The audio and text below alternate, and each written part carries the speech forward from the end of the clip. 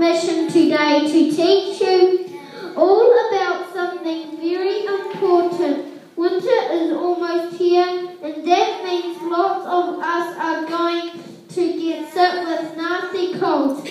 And that means there's going to be lots of these.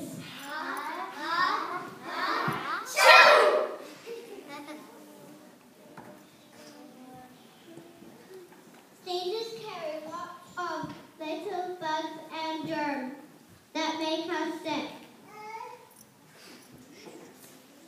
We need to sneeze safely so we don't spread over bugs and germs around in the air and make other people sick too. Here are the sneeze safety rules.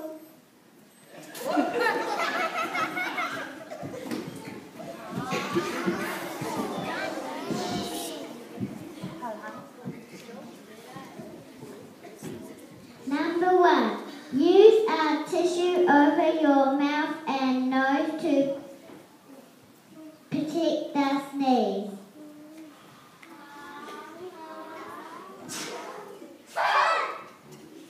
Press it and bend it.